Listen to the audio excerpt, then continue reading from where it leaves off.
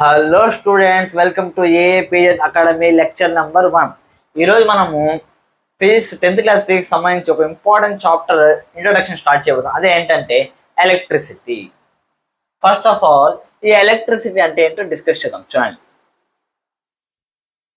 Electricity it is the energy related to charges and its motion. Okay students, చూడండి ఇప్పుడు మనకి different types of energies ఉన్నాయి. For example light energy అంటాం, heat energy అంటాం, sound energy అంటాం. Study of sound is called acoustics. Sound energy గురించి study చేయడానికి మనం ఏమంటాం అంటే అకౌస్టిక్స్ అంటాం. లైట్ ఎనర్జీ గురించి స్టడీ చేయడాన్ని ఆప్టిక్స్ అంటాం. అదే విధంగా ఎలక్ట్రిక్ ఎనర్జీ గురించి స్టడీ చేయడాన్ని, వాటి ప్రాపర్టీస్ మొత్తం గురించి స్టడీ చేయడం మనం ఏమంటాం అంటే ఎలక్ట్రిసిటీ అంటాం అన్నమాట. ఓకే, ఇప్పుడు ఎలక్ట్రిసిటీ మొత్తం కూడా ఎన్ని టైప్స్ డివైడ్ అయిందంటే 2 branches లా డివైడ్ అయినాను ఎలక్ట్రిసిటీ అని. ఒకటి ఏంటంటే ఎలక్ట్రోస్టాటిక్స్, ఇంకోటి ఏంటంటే ఎలక్ట్రోడైనమిక్స్. చూడండి స్టూడెంట్స్, ఎలక్ట్రిసిటీ మనకి ఎన్ని టైప్స్ డివైడ్ అయింది? 2 types. ఒకటి ఏంటంటే ఎలక్ట్రోస్టాటిక్స్, ఇంకొకటి ఎలక్ట్రోడైనమిక్స్. ఎలక్ట్రోస్టాటిక్స్ అంటే ఏంటంటే అదే చార్జెస్ రెస్ట్ లో ఉంటే దాని గురించి స్టడీ చేయడాన్ని మనం ఏమంటామంటే ఎలక్ట్రోస్టాటిక్స్ అంటాం. ఫర్ ఎగ్జాంపుల్ మన 2 or 3 చార్జెస్ ఉన్నాయన్నమాట. ఓకేనా, అవి రెస్ట్ లో ఉన్నప్పుడు వాటి మధ్య ఫోర్స్ ఎలా ఉంటుంది, వాటి యొక్క పొటెన్షియల్ ఎలా ఉంటుంది, వీటి గురించి మొత్తం కూడా డిస్కస్ చేసేదాన్ని మనం ఏమంటామంటే ఎలక్ట్రోస్టాటిక్స్ అంటాం. అదే ఎలక్ట్రోడైనమిక్స్ అంటే ఏంటంటే study of charges in motion. అదే చార్జెస్ మూవ్ అవుతూ ఉంటే వాటి యొక్క బిహేవియర్ గురించి, వాటి యొక్క ప్రాపర్టీస్ గురించి డిస్కస్ చేయడానికి మనం ఏమంటామంటే ఎలక్ట్రోడైనమిక్స్ అంటాం. అంటే ఇప్పుడు మీకు ఓవరాల్ ఎలక్ట్రిసిటీ అర్థమైంది కదా. అంటే సింపుల్ చెప్పాలంటే study of charges is called as electricity. అర్థమైంది కదా. ఓకే సార్, ఇక్కడ చార్జెస్ అన్నాం. యాక్చువల్లీ ఛార్జ్ అంటే ఏంటి అంటే చాలా మందికి ఛార్జ్ అంటే విషయం తెలియదు, కానీ ఎలక్ట్రిసిటీ గురించి చదువుతూ ఉంటారు అన్నమాట. యాక్చువల్లీ ఛార్జ్ అంటే ఏంటి, దాని గురించి ఒకసారి డిస్కస్ చేద్దాం. చూడండి, charge it is the intrinsic property of matter. చూడండి స్టూడెంట్స్, ఇది ఒక ఇంట్రిన్సిక్ ప్రాపర్టీ. ఇంట్రిన్సిక్ ప్రాపర్టీ అంటే ఏంటంటే మీకు ఫర్ ఎగ్జాంపుల్ ఎక్స్ట్రిన్సిక్ ప్రాపర్టీ గురించి ఫస్ట్ చెప్తాను. చూడండి, ఫర్ ఎగ్జాంపుల్ మన యొక్క వెయిట్ అనేది ఎర్త్ పైన సమ్ వాల్యూ ఉంది. అదే మనం మూన్ పైకి వెళ్తే మన వెయిట్ యొక్క వాల్యూ అలాగే ఉంటుందా లేకపోతే తగ్గుతుందా అంటే అందరూ ఏం చెప్తారంటే తగ్గుతుందని చెప్తారు. ఎందుకంటే మూన్ పైన గ్రావిటేషనల్ ఫోర్స్ అనేది చాలా తక్కువగా ఉంది.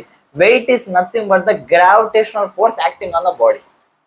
మన ఎర్త్ పైన గ్రావిటేషన్ ఫోర్స్ ఎక్కువగా ఉంటుంది కాబట్టి మన వెయిట్ ఎక్కువగా ఉంటుంది.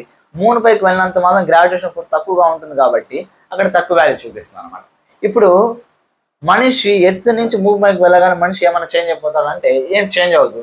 కానీ అక్కడ చేంజ్ అయింది ఏంటి, వెయిట్ అనేది చేంజ్ అయింది. అంటే వెయిట్ అనేది ఎక్స్ట్రిన్సిక్ ప్రాపర్టీ అన్నమాట.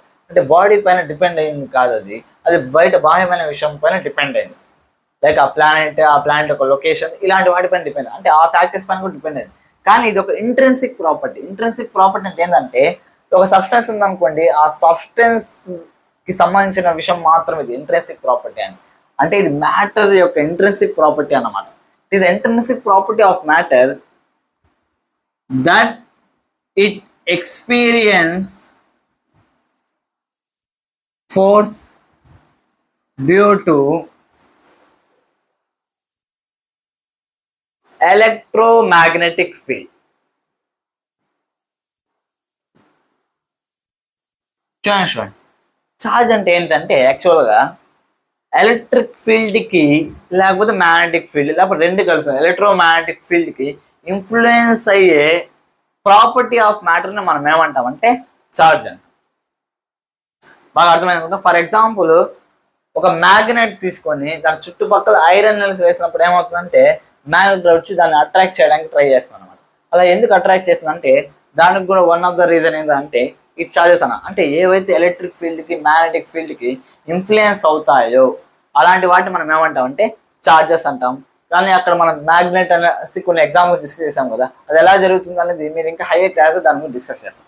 ఓకే చూడండి, ఇప్పుడు ఛార్జ్ అంటే మీకు సింపుల్గా అర్థం కదా, ఎలక్ట్రోమాగ్నెటిక్ ఫీల్డ్ లో ప్లేస్ చేసినప్పుడు అది ఫోర్స్ ఎక్స్పీరియన్స్ అవ్వాలన్నమాట. దాన్ని మనం ఏమంటాం అంటే ఛార్జ్ అంటాం. ఇంకొక సింపుల్ డెఫినేషన్ కూడా ఉంది, కాకపోతే ఆ డెఫినేషన్ కూడా ఈ డెఫినేషన్ వల్ల వస్తుంది. ఒకసారి చెప్పండి చూడండి.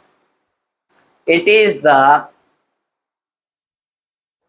ప్రాపర్టీ ఆఫ్ మ్యాటర్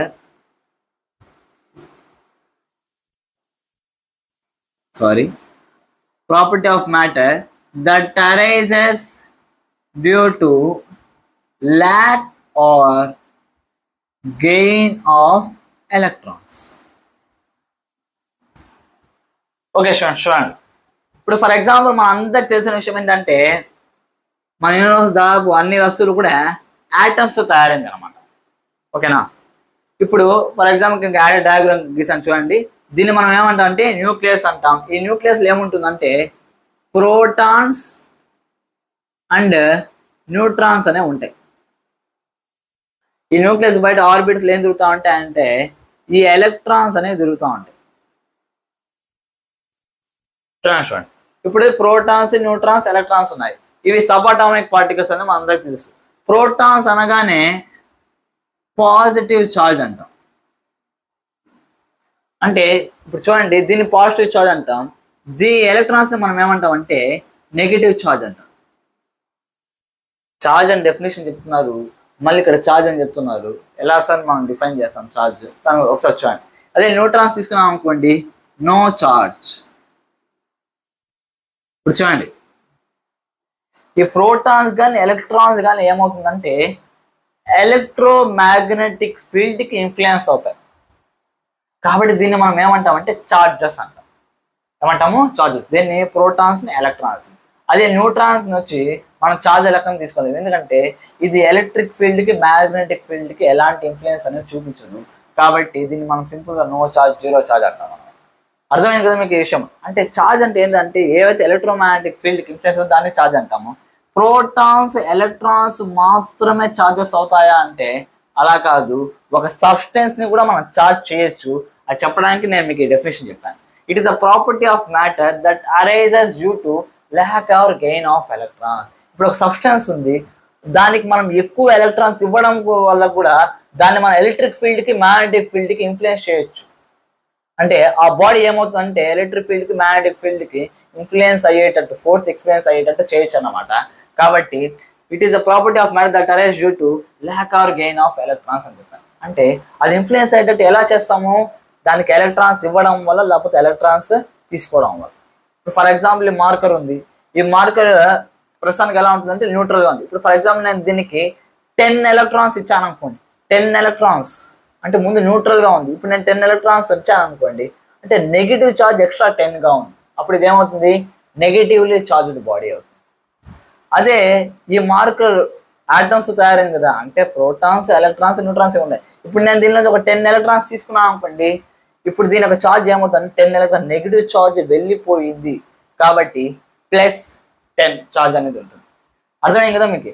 అంటే charge is nothing but it is caused due to lakh are gain of electrons. అంటే కేవలం ఛార్జ్ అంటే ప్రోటాన్స్, ఎలక్ట్రాన్స్ కాదు. ఈ ప్రోటాన్స్, ఎలక్ట్రాన్స్ యూజ్ చేసి కూడా మనకు బాడీని ఛార్జ్ చేయొచ్చు. కానీ నేను స్పెసిఫిక్గా ఇక్కడ ఎలక్ట్రాన్స్ అనేసి చెప్పాను. ప్రోటాన్స్ గురించి ఎందుకు చెప్పలేదంటే ఆటంలో ప్రోటాన్స్ అండ్ న్యూక్లియస్ లోపల ఉంటాయి. ఆ ప్రోటాన్స్ని తీయడం కానీ లేకపోతే ఇవ్వడం కానీ కొంచెం కష్టమైన విషయము, అసాధ్యం అంటే అలా కాదన్నమాట. ఎందుకంటే మనం ఇంటర్మీడియట్ సెకండ్ ఇయర్ న్యూక్లియస్ అని చాప్టర్ మనం డిస్కస్ చేస్తాం. మనం ఒక ఆటం నుంచి ప్రోటాన్స్ని కూడా తీయచ్చు. కాకపోతే అది అంత ఈజీ టాస్క్ కాదు. కాకపోతే మన ఎలక్ట్రిసిటీకి సంబంధించినంత మనం ముఖ్యంగా దేని డిస్కస్ చేస్తామంటే ఎలక్ట్రాన్స్.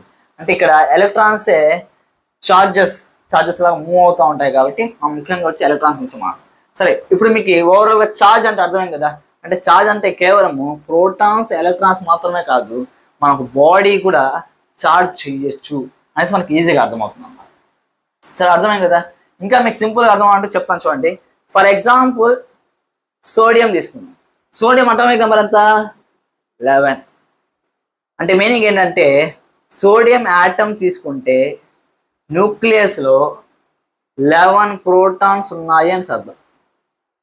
న్యూట్రాన్స్ పక్కన పెట్టి మనకు ఛార్జెస్ గురించి అవసరం లేదు కాబట్టి. అదే మనము ఎలక్ట్రాన్స్ తీసుకున్నాం అనుకోండి, ఫస్ట్ ఆర్బిట్లో 2 ఎలక్ట్రాన్స్ ఉంటాయి, సెకండ్ ఆర్బిట్లో 8 ఉంటాయి. 1 2 3 4 5 6 7 8 2 + 8 ఎంత 10 అక్కడ కానీ మన అటామిక్ నెంబర్ ఎంత 11 ఉంది కాబట్టి టోటల్ వచ్చి 11 ఎలక్ట్రాన్స్ 2 + 8 10 + 1 వచ్చి 11 ఎలక్ట్రాన్స్ ఉన్నాయి. ఇప్పుడు సోడియం అనేది జనరల్గా చూడండి ఇది ఒక మెటల్ కాబట్టి ఏం చేస్తుందంటే ఒక ఎలక్ట్రాన్ ఇచ్చే టెండెన్సీ కలిగి ఉంటుంది అన్నమాట. అంటే ఎలక్ట్రాన్స్ డొనేట్ చేసే టెండెన్సీ ఉంటుంది. ఇప్పుడు సోడియం జనరల్గా ఒక ఎలక్ట్రాన్ ఇచ్చేసినప్పుడు ఏమవుతుందంటే ఒక ఎలక్ట్రాన్ ఇచ్చేసినప్పుడు ఏమవుతుందంటే Na+ అవుతుంది. అదే 2 ఎలక్ట్రాన్స్ అంటే Na+2 అయి ఉంటుంది. 3 ఎలక్ట్రాన్స్ అంటే Na+3. అంటే ఎన్ని ఎలక్ట్రాన్స్ అయితే ఇచ్చేస్తుందో ఆ బాడీ వచ్చి అంత పాజిటివ్ ఛార్జ్ కలిగి ఉంటుంది అనమాట. అంటే ఇక్కడ మనకి పాజిటివ్ ఛార్జ్ అయినా నెగిటివ్ ఛార్జ్ అయినా దేని వల్ల జరుగుతుందంటే ఎలక్ట్రాన్స్ని తీసుకోవడం వల్ల లేకపోతే ఎలక్ట్రాన్స్ ఇవ్వడం వల్ల జరుగుతుంది. కాబట్టి ఇక్కడ మనం it is the property of matter that arises due to lakh are gain of electrons అని. అంటే ఇక్కడ స్పెసిఫిక్గా మనము ఎలక్ట్రాన్స్ గురించి మాట్లాడతాం అన్నమాట. ఇక్కడ చూడండి ఏమైంది ఒక ఎలక్ట్రాన్ ఇచ్చి Na++1 ఒక ఎలక్ట్రాన్ ఇచ్చేసింది కాబట్టి Na+ అయింది. ఈ పాట మీకు అర్థమైంది అనుకుంటా. అంటే ఒక బాడీకి నువ్వు ఛార్జ్ ఎలక్ట్రాన్స్ ఇచ్చామనుకోండి అదేమవుతుందంటే నెగిటివ్ ఛార్జ్ అవుతుంది. అదే ఒక బాడీ నుంచి ఎలక్ట్రాన్స్ తీసుకున్నాం అనుకోండి అదేమవుతుందంటే పాజిటివ్ ఛార్జ్ అవుతుంది. సింపుల్గా ఒక బాడీ యొక్క ఛార్జ్ గురించి మీకు అర్థమైంది అనుకుంటున్నా. ఇప్పుడు ఈ ఛార్జెస్ సంబంధించి కొన్ని విషయాలు తెలుసుకుందాం. చూడండి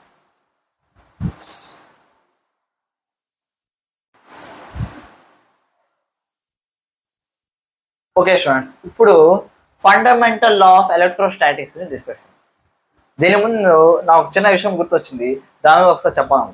మనం ఇందాకే డిస్కస్ చేసాం ఏంటంటే ప్రోటాన్స్ అనేది పాజిటివ్ ఛార్జ్ అనేసి అదే ఎలక్ట్రాన్స్ వచ్చి నెగిటివ్ ఛార్జ్ అని చెప్పాను. అసలు మనము ప్రోటాన్స్ని పాజిటివ్ ఛార్జ్లో ఎందుకు సార్ కన్సిడర్ చేస్తున్నాము, ఎలక్ట్రాన్స్ని ఎందుకు సార్ నెగిటివ్ ఛార్జ్లో కన్సిడర్ చేస్తాను మన స్టూడెంట్ ఒక డౌట్ అడిగాను అనమాట. దీనికి సంబంధించి నేను కొన్ని విషయాలు మీకు చెప్పబోతున్నాను. చూడండి ఇప్పుడు ఏం లేదు, ప్రోటాన్స్ని పాజిటివ్ ఛార్జ్ లాగా ఎందుకు కన్సిడర్ చేస్తున్నామంటే నేను ఆల్రెడీ చెప్పాను ఛార్జ్ అనేది దేనికి ఇన్ఫ్లుయెన్స్ అవుతుంది అంటే ఎలక్ట్రిక్ ఫీల్డ్కి మ్యాగ్నెటిక్ ఫీల్డ్కి ఇన్ఫ్లుయెన్స్ అవుతుంది. ఇప్పుడు దీనికి పాజిటివ్ వేయాలి దీనికి నెగిటివ్ వేయాలని మనకు ఎలా తెలుస్తుంది. చూడండి ఏం లేదు, ఫర్ ఎగ్జాంపుల్ ఎలక్ట్రిక్ ఫీల్డ్ అంటే ఏం లేదు అదొక reason in which force is experience. అంటే ఫోర్స్ ఎక్స్పీరియన్స్ అయ్యే ఒక రీజన్ ఏమంటామంటే ఫీల్డ్ అంటాం. ఇప్పుడు ఎలక్ట్రిక్ ఫీల్డ్ అని చెప్పాను అంటే ఎలక్ట్రిక్ ఫోర్సెస్ అని అక్కడ వస్తుంది. ఇప్పుడు నేను ఇక్కడ ఒక పార్టికల్ పెట్టాను, ఏమిటాను ఇక్కడ ఒక పార్టికల్ ఫర్ ఎగ్జాంపుల్ ప్రోటానే పెట్టాను అనుకోండి. ప్రోటాన్ పెట్టినప్పుడు ఏమవుతుందంటే ఈ ప్రోటాన్ అనేది ఇలా మూవ్ అవుతుంది. అంటే ఇప్పుడు ఇది ఫీల్డ్ ఎలక్ట్రిక్ ఫీల్డ్కి ఇన్ఫ్లుయెన్స్ అవుతుంది. ఎలక్ట్రిక్ ఫీల్డ్కి ఇన్ఫ్లుయెన్స్ అవ్వడం వల్ల ఏమవుతుందంటే ఇది ఇలా మూవ్ అవుతుంది. అదే నేను ఇక్కడ ఎలక్ట్రాన్ పెట్టాను అనుకోండి, ఎలక్ట్రాన్ ఏమవుతుంది అంటే ఇలా మూవ్ అవుతుంది. అంటే మ్యాక్స్ అక్కడ సైంటిస్టులు అబ్జర్వ్ చేసిన విషయం ఏంటంటే ఎలక్ట్రిక్ ఫీల్డ్కి మ్యాగ్నెటిక్ ఫీల్డ్కి ఇన్ఫ్లుయెన్స్ అయ్యే వాటిని ఛార్జెస్ అంటామని మనం డిస్కస్ చేసాం. ఇప్పుడు ఆ ఛార్జెస్ కూడా ఎలా ఉన్నాయంటే ఎలక్ట్రిక్ ఫీల్డ్ పెట్టినప్పుడు కొన్ని రకాలైన ఛార్జెస్ ఏమవుతున్నాయంటే ఎలక్ట్రిక్ ఫీల్డ్ డైరెక్షన్లో మూవ్ అవుతున్నాయి. ఇంకొన్ని రకాల ఛార్జెస్ ఏమవుతున్నాయంటే ఎలక్ట్రిక్ ఫీల్డ్ డైరెక్షన్ ఇలా ఉందనుకోండి అవి ఇలా మూవ్ అవుతాయి. వాళ్ళు ఏమని చెప్పారంటే ఏవైతే ఎలక్ట్రిక్ ఫీల్డ్ డైరెక్షన్లో మూవ్ అవుతాయో దాన్ని పాజిటివ్ ఛార్జ్లా కన్సిడర్ చేశారు. ఏదైతే ఎలక్ట్రిక్ ఫీల్డ్ డైరెక్షన్కి అవేగా మూవ్ అవుతున్నాయో దానికి నెగిటివ్ ఛార్జ్ లాగా పేరు పెట్టారనమాట. అంటే ఎలక్ట్రాన్స్ అనేవి ఏమవుతున్నాయి, ఎలక్ట్రిక్ ఫీల్డ్ ఇలా ఉందనుకుంటే ఎలక్ట్రాన్స్ ఇలా మూవ్ అవుతున్నాయి కాబట్టి దానికి నెగిటివ్ ఛార్జ్ అని చెప్పాము అంతే. అంటే పాజిటివ్ నెగిటివ్ అని మనం ఇచ్చుకున్నాం అది, అంతేగాని దాని మించి ఇంకా పెద్ద విషయం ఏం లేదు. సరే ఇప్పుడు చూడండి fundamental law of electrostatics. Fundamental law of electrostatics అంటే చూడండి ఏం లేదు, like charges repel each other. ఇంకోటి ఏంటంటే unlike charges attract each other. Okay చూడండి చార్జెస్ అనేవి ఎన్ని రకాలు అంటే రెండు రకాలు. ఒకటి ఏంటంటే పాజిటివ్ ఛార్జ్ నెగిటివ్ ఛార్జ్. అది నేను చెప్పాను. పాజిటివ్ ఛార్జ్ అంటే ఏంటంటే అంటే నెంబర్ ఆఫ్ ప్రోటాన్స్ అనేవి నెంబర్ ఆఫ్ ఎలక్ట్రాన్స్ కంటే కూడా ఎక్కువ ఉంటే దాన్ని పాజిటివ్ ఛార్జ్ అంటాం. అదే నెగిటివ్ ఛార్జ్ అంటే ఏంటంటే నెంబర్ ఆఫ్ ప్రోటాన్స్ అనేవి నెంబర్ ఆఫ్ ఎలక్ట్రాన్స్ కంటే కూడా తక్కువ ఉంటే దాన్ని మనం ఏమంటాం అంటే నెగిటివ్ ఛార్జ్ అంటాం. ఆల్రెడీ నేను ఇందాక చెప్పాను ఛార్జ్ ఎలా చేయొచ్చు అంటే మనం ఎలక్ట్రాన్స్ని తీసుకునేసాం అనుకోండి, ఎలక్ట్రాన్స్ తీసుకోవడం వల్ల ఏమవుతుందంటే నెంబర్ ఆఫ్ ఎలక్ట్రాన్స్ అనేవి తగ్గిపోతాయి. నెంబర్ ఆఫ్ ఎలక్ట్రాన్స్ అనేవి తగ్గిపోయినాయి అనుకోండి, నెంబర్ ఆఫ్ ఎలక్ట్రాన్స్ తగ్గిపోతాయి, నెంబర్ ఆఫ్ ప్రోటాన్స్ అనేవి ఎక్కువ ఉంటాయి. నెంబర్ ఆఫ్ ప్రోటాన్స్ ఎక్కువ ఉంటే అది ఏమవుతుందంటే పాజిటివ్ ఛార్జ్ అవుతుంది. అదే నెగిటివ్ ఛార్జ్ అంటే మనం ఎలక్ట్రాన్స్ ఇస్తాం, ఎలక్ట్రాన్స్ ఇచ్చినప్పుడు ఏమవుతుందంటే నెంబర్ ఆఫ్ ప్రోటాన్స్ కంటే నెంబర్ ఆఫ్ ఎలక్ట్రాన్స్ ఎక్కువ ఉంటాయి, అప్పుడు అది ఏమవుతుందంటే నెగిటివ్ ఛార్జ్ అవుతుంది. సింపుల్ అర్థమైంది కదా. ఓకే, ఇప్పుడు చూడండి ఫండమెంటల్ లా ఆఫ్ ఎలక్ట్రోస్టాటిక్స్ ఏం చెప్తుందంటే like charges, like plus charge ఉంది, ఇక్కడ ప్లస్ ఛార్జ్ ఉంది, ప్లస్ ఛార్జ్ ప్లస్ ఛార్జ్ ఏమవుతుందంటే రెండు రిపెల్ అవుతాయి. సిమిలర్లీ నెగిటివ్ ఛార్జ్ ఇంకోటి నెగిటివ్ ఛార్జ్, ఇవి రెండు మైనస్ ఛార్జెస్ ఏమవుతాయంటే అవి కూడా రిపెల్ అవుతాయి. అంటే లైక్ ఛార్జెస్ అనేవి ఏమవుతాయంటే రిపెల్ అవుతాయి, అదే అన్లైక్ ఛార్జెస్ ఏమవుతాయంటే అట్రాక్ట్ అవుతాయి. లైక్ ప్లస్ మైనస్ ఇవి రెండు ఏమవుతాయంటే అట్రాక్ట్ అవుతాయి, మైనస్ ప్లస్ అదే ఏమవుతాయంటే అట్రాక్ట్ అవుతాయి. ఎప్పుడు కూడా ఇది ఒక ఫండమెంటల్, అంటే ఇది ఒక బేసిక్ లా. ఇప్పుడు లైక్ ఛార్జెస్ ఏమవుతాయంటే రిపెల్ అవుతాయి, అన్లైక్ ఛార్జెస్ ఏమవుతాయంటే అట్రాక్ట్ అవుతాయి. ఇప్పుడు మీకు ఈ ఫండమెంటల్ లా ఆఫ్ ఎలక్ట్రోస్టాటిక్స్ బాగా అర్థమైంది అనుకుంటున్నా.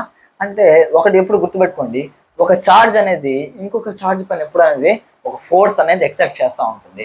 ఆ ఫోర్స్ గురించి కూడా మనం ఒకసారి అర్థం చేసుకుందాం. ఇది ఆల్రెడీ మనం 8th క్లాస్ చదివాం, ఏంటంటే ఎలక్ట్రోస్టాటిక్ ఫోర్స్ అంటే. ఎలక్ట్రోస్టాటిక్ ఫోర్స్ అంటే ఏంటి?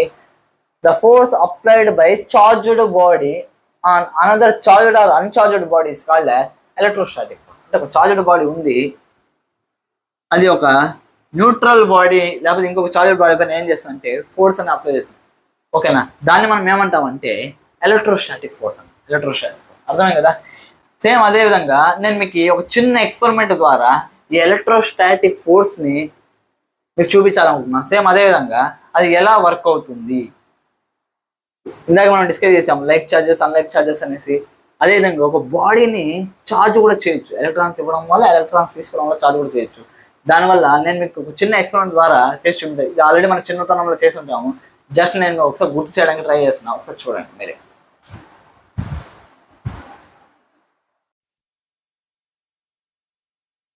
ఓకే స్టూడెంట్స్, ఈ ఛార్జింగ్ గురించి అర్థం అవడానికి మీకు సింపుల్గా ఎక్స్పెరిమెంట్ చేసి చూపిస్తాను, ఒకసారి చూడండి. ఇక్కడ మనం చూసాం అనుకోండి, నేను ఇక్కడ స్మాల్ పీసెస్ ఆఫ్ పేపర్ అని తీసుకున్నాను అనమాట. ఈ ఎక్స్పెరిమెంట్ మనం ఆల్రెడీ చాలాసార్లు చిన్నప్పుడు చేస్తుంటాము, జస్ట్ మీకు ఒకసారి రిపీట్ చేసి చూపిస్తాను చూడండి. నేను ఇక్కడ ఏం చేస్తున్నా అంటే ఈ మార్కర్ని నా హెయిర్కి బాగా రబ్ చేస్తున్నాను. ఇలా రబ్ చేయడం వల్ల ఏమవుతుందంటే నా మార్కర్కి సమ్ ఛార్జ్ అనేది వస్తుంది. ఆ ఛార్జ్ వల్ల ఆటోమేటిక్గా ఏమవుతుందంటే ఇక్కడ చూడండి ఒకసారి, పీసెస్ ఆఫ్ పేపర్ అనేది అట్రాక్ట్ అవుతుంది. చూసారు కదా, ఈ రకంగా పీసెస్ ఆఫ్ పేపర్ని ఛార్జ్ యూస్ చేసుకొని మనం అట్రాక్ట్ చేస్తున్నాం. అంటే ఒక చార్జ్డ్ బాడీ అనేది ఒక అన్చార్జ్డ్ బాడీ లేకపోతే ఇంకొక చార్జ్డ్ బాడీని అట్రాక్ట్ చేస్తే మనం దాన్ని ఏమంటామంటే ఎలక్ట్రోస్టాటిక్ ఫోర్స్ ఆఫ్ అట్రాక్షన్. ఇప్పుడు ఈ మార్కర్ ఉంది కదా, నేను ఎప్పుడైతే నా హెయిర్కి రబ్ చేశానో ఏమైందంటే ఈ మార్కర్లో ఉండే ఎలక్ట్రాన్స్ అనేవి హెయిర్కైనా వచ్చి ఉండొచ్చు, లేకపోతే హెయిర్కి ఉండే ఎలక్ట్రాన్స్ అనేవి మార్కర్లోకి పోయి ఉండొచ్చు. జనరల్గా ఏం జరుగుతుందంటే హెయిర్ అనేది కొంచెం ఈజీగా ఎలక్ట్రాన్స్ని లూజ్ చేయగలదు. నేను ఎప్పుడైతే దీన్ని రబ్ చేశాను ఏమైందంటే హెయిర్లో ఉండే ఎలక్ట్రాన్స్ మొత్తం కూడా దీనిలోకి ట్రాన్స్ఫర్ అయింది. కాబట్టి ఇది ఏమైందంటే నెగిటివ్ ఛార్జ్ అయింది. ఈ నెగిటివ్ ఛార్జ్ ఎప్పుడైతే నేను న్యూట్రల్ పేపర్ పీసెస్ పెట్టాను ఏమైందంటే ఇక్కడ ఉండే నెగిటివ్ ఛార్జ్ పేపర్స్ ఉండే పాజిటివ్ ఛార్జ్ని అట్రాక్ట్ చేయడానికి ట్రై చేస్తాను అన్నమాట. నేను ఇంకోసారి ఎక్స్ప్లెయిన్ చేస్తాను, ఒకసారి చూడండి. నేను ఎప్పుడైతే హెయిర్కి రబ్ చేశాను మార్కర్ ఏమైందంటే నెగిటివ్ ఛార్జ్ అనేది అయింది. ఇక్కడ ఎక్కడైతే పీస్ ఆఫ్ పేపర్ పెట్టిన ఇది ఏం చేస్తుందంటే పాజిటివ్ ఛార్జ్ని అట్రాక్ట్ చేయడానికి ట్రై చేసింది. కాబట్టి ఏమైందంటే ఇది పాజిటివ్ ఛార్జ్ని అట్రాక్ట్ చేసింది అన్నమాట. అట్రాక్ట్ చేయడం వల్ల ఇది ఏమైందంటే ఇది దీనికి కొంచెం స్టిక్ అయింది. దీన్నే మనం ఏమంటామంటే electrostatic force of attraction. Already మనం డిస్కస్ చేసాం ఏమనేసి unlike charges attract each other అనేసి. అంటే ఇప్పుడు పేపర్లోని పాజిటివ్ ఛార్జ్ మార్కర్లోని నెగిటివ్ ఛార్జ్ వైపు అట్రాక్ట్ అవ్వడం వల్ల ఏమైందంటే ఫోర్స్ ఎక్స్పీరియన్స్ అయ్యి ఇది దానికి అటాచ్ అవ్వడం జరిగింది అనమాట. అర్థమైంది కదా. ఇప్పుడు ఇంకొక విషయం మనం గుర్తుపెట్టుకోవాల్సిన విషయం ఏంటంటే quantization of charge. Quantization of charge అంటే ఏంటి? చూడండి స్టూడెంట్స్, క్వాంటైజేషన్ ఆఫ్ చార్జ్ అంటే ఏం లేదు, సింపుల్గా మీకు అర్థమైన భాషలో చెప్పాలంటే charge equals to number of electrons, that to integral number of electrons. అంటే charge transfer is always the multiple of integral number of electrons. మీకు సింపుల్గా అర్థం అవ్వాలంటే మీకు ఒక ఎగ్జాంపుల్ చెప్తాను. ఫర్ ఎగ్జాంపుల్, ఎవరైనా మీ దగ్గరకు వచ్చి మీ ఇంట్లో ఎంతమంది ఉన్నారంటే మనం జనరల్గా ఆన్సర్ చెప్పేది అంటే ముగ్గురు ఉంటే ముగ్గురు, నలుగురు ఉంటే నలుగురు, 5 మంది అంటే 5 మంది చెప్తాం. కానీ మా ఇంట్లో 4.5 మంది ఉన్నారని చెప్తామా? అర్థమైంది కదా కాన్సెప్ట్. అంటే ఉంటే ఇంటీరియర్స్లో ఉంటుంది అన్నమాట వాల్యూస్. ఈ పాటి మీకు బాగా అర్థమైంది. సేమ్ అదే విధంగా ఛార్జ్ కూడా ఎలా ఉంటుందంటే నెంబర్ ఆఫ్ ఎలక్ట్రాన్స్ అనేవి యాడ్ అవ్వడం వల్ల ఛార్జెస్ అనేవి వస్తుంది. ఆ నెంబర్ ఆఫ్ ఎలక్ట్రాన్స్ కూడా ఎలా యాడ్ అవుతా అంటే యాడ్ అయితే 1, 2, 3, 4 ఇలా ఎలక్ట్రాన్స్ యాడ్ అవ్వడం కానీ లేకపోతే ఎలక్ట్రాన్స్ బయటికి రావడం కానీ జరుగుతుంది. కానీ బాడీ యొక్క ఛార్జ్ అనేది 1.5 ఎలక్ట్రాన్ ఛార్జ్, 2.5 లేకపోతే 2.5, 2.25 ఛార్జెస్ ఇలానే ఉండదు అనమాట. అంటే ఎప్పుడైనా సరే ఎలక్ట్రాన్స్ కంప్లీట్గానే దానికి వెళ్ళిపోవాలి, లేకపోతే కంప్లీట్గానే వచ్చేయాలి. ఈ రకంగా ఎలక్ట్రాన్స్ యొక్క ఛార్జ్ అనేది ఉంటుంది మనకి. దీన్నే మనం ఏమంటాం అంటే quantization of charge. Charge is always integral number of electron, multiple of integral number of electron. That means the value of charge is always in the form of integers to the multiplied to the charge of electron. Charge of electron, ఇప్పుడు electron కూడా charge అని చెప్పాము. ఇప్పుడు మనకు చార్జ్లో fundamental లేదు అంటే ఇక్కడ electron అంటే ఎలక్ట్రాన్స్ ట్రాన్స్ఫర్ వల్ల జరుగుతుందని చెప్పాము. ఆ చార్జ్ ఆఫ్ ఎలక్ట్రాన్, ఒక చార్జ్ యొక్క ఎలక్ట్రాన్ వాల్యూ ఎంత అంటే 1.6 into 10 to the power of -19 coulombs అన్నమాట. 1.6 into 10 to the power of -19 coulombs. ఇక్కడ coulombs అంటే ఏంది, సి అంటే ఏంటి అంటే coulombs అన్నమాట. coulombs is nothing but unit of charge, that to SI unit of charge అన్న. చార్జ్ యొక్క యూనిట్ ఏంటంటే coulombs. అంటే ఎలక్ట్రాన్కి ఒక్క చార్జ్ ఎంత ఉంటుంది, 1.6 into 10 power -19 coulombs ఉంటుంది. ఎలక్ట్రాన్ నెగిటివ్ చార్జ్ కాబట్టి -1.6 into 10 power -19. ఇప్పుడు ఫర్ ఎగ్జాంపుల్ నేను 2 చార్జెస్ ఇచ్చాను అనుకోండి. 2 చార్జెస్ ఇస్తే 3.2 అంటే -3.2 into 10 power -19 coulombs of charge దానికి ఇచ్చినట్టు అన్నమాట లెక్క. అర్థమైంది కదా? అదే నాకు 3.0 into 10 power -19 coulombs రావాలి అంటే వస్తుందా అంటే రాదు. ఎందుకు? నాకు ఉంటే -1.6 into 10 power -19 coulombs. దీనివల్ల ఒక ఎలక్ట్రాన్ యాడ్ చేస్తే వస్తుంది. అదే నేను 2 ఎలక్ట్రాన్స్ యాడ్ చేసాను, -3.2 into 10 power -19.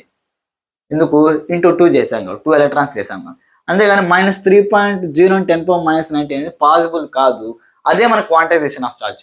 Quantization of charge అంటే నెంబర్ ఆఫ్ ఎలక్ట్రాన్స్ ఇంటీజర్ వాల్యూస్లో ఉంటుంది అనమాట దాని యొక్క చార్జ్ అనేది. అంటే నెంబర్ ఆఫ్ ఎలక్ట్రాన్స్ యాడ్ అవడం వల్ల ఆ ఎలక్ట్రాన్స్ యొక్క చార్జ్ అనేది దానికి వస్తుంది. కానీ ఇలాంటి వాల్యూస్ అనేవి మనకు పాసిబుల్ అవ్వదు. అంటే it should be always integral multiple of charge of electron. The charge of any body, the charge of any body is always integral multiples of charge of electron. అంతేగాని ఎలా పడితే అలా వాల్యూస్ అనేవి రావు. ఇప్పుడు మీకు క్వాంటైజేషన్ ఆఫ్ చార్జ్ అర్థమైంది కదా. దీన్ని బేస్ చేసుకుని ఒక ఇంపార్టెంట్ ప్రాబ్లం ఉంది, దాని గురించి ఒకసారి డిస్కస్ చేద్దాం. చూడండి.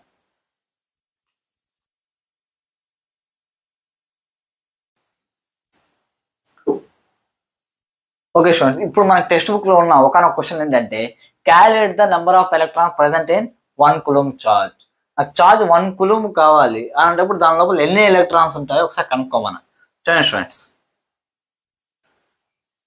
Given. First of all A problem ఇచ్చినా సరే ఏం రాసుకోవాలి, గివెన్. గివెన్ ఏమి ఇచ్చాడు అంటే 1 coulomb చార్జ్ ఇచ్చాడు. అంటే చార్జ్ ఈక్వల్స్ టు 1 coulomb.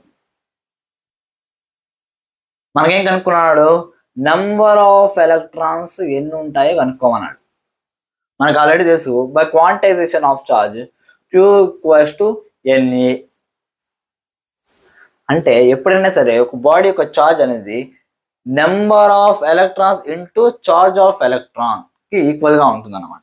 మన ఇక్కడ గివెన్ చార్జ్ ఎంత అంటే Q 1 కూలం. నాకు 1 కూలం చార్జ్ కావాలి.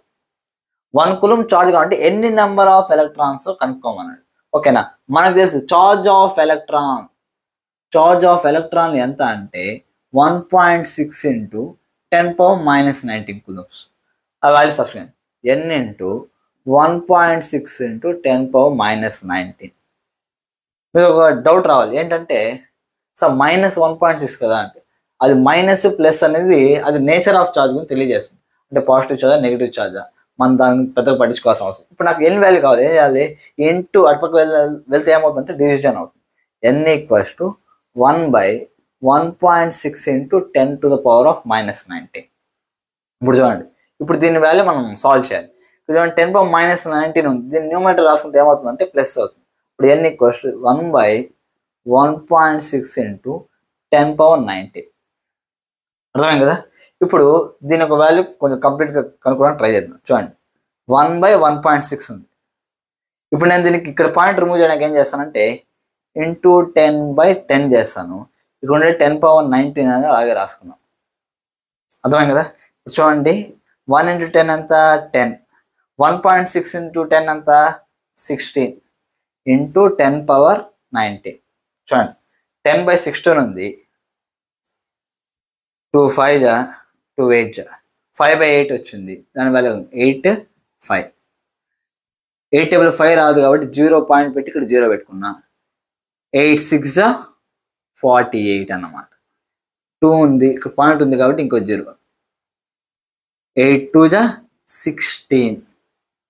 20లో 16 పోతే ఎంత 4, పాయింట్ ఉంది కాబట్టి 2 0. 8 5 ఎంత 40. అంటే మనకి దీని యొక్క వాల్యూ n = 0.625 ఇంటూ 10⁻19. మనకి ఎప్పుడు కూడా ఫస్ట్ డిజిట్ 0 లేకుండా రాసుకోవడం బెటర్ కాబట్టి ఇప్పుడు నేను ఇక్కడ 10⁻19 నుంచి ఒక 0 దీనికి ఇచ్చా అంటే ఇంటూ 10 మల్టిప్లై చేసినట్టు. అప్పుడు ఏమవుతుందంటే 6.25 ఇంటూ 10⁻19 వస్తుంది అన్నమాట. అంటే నెంబర్ ఆఫ్ ఎలక్ట్రాన్స్ నాకు ఎన్ని కావాలి 1 కూలం చార్జ్ అంటే 6.25 ఇంటూ 10⁻19 కావాలి. మీకు ఇది బాగా అర్థమైంది అనుకుంటారా. ఇది చూసిన తర్వాత మీకు డౌట్ రావాలి, సార్ మీరు ఎప్పుడు ఎన్ని యొక్క వాల్యూ నెంబర్ ఆఫ్ ఎలక్ట్రాన్స్ అనే పాయింట్స్లో ఉండకూడదు, ఇంటీజర్ వాల్యూస్ కావాలి కదా అని మీకు డౌట్ రావచ్చు అనమాట. ఇక్కడ మనం పక్కన చూసాం అనుకోండి, 10⁻90తో నేను మల్టిప్లై చేశాను అంటే ఏమనేసి 6.25 కాదు 625 తర్వాత ఇంకొక నియర్లీ 17 జీరోస్ అనేవి వస్తాయి. ఈ రకంగా నియర్లీ 17 జీరోస్ అని వస్తాయి. ఇది ఒక చిన్న వాల్యూ కాదు, చాలా పెద్ద వాల్యూ అనమాట. కాబట్టి నేను ఇలా రాసుకున్నాను. అర్థమైంది కదా. ఈ problem very very important students, కాబట్టి దీన్ని ఒకసారి ప్రాక్టీస్ చేయండి. ఇంకా మనం నెక్స్ట్ కాన్సెప్ట్లోకి వెళ్దాం. ఓకే స్టూడెంట్స్, ఇప్పుడు ఈ ప్రాబ్లం మీకు బాగా అర్థమైంది అనుకుంటున్నా. ఇంకా మనం నెక్స్ట్ లెక్చర్లో ఎలక్ట్రిక్ కరెంట్ అంటే ఏంటి దాని గురించి డీటెయిల్గా డిస్కస్ చేద్దాం. Okay student, thank you, bye.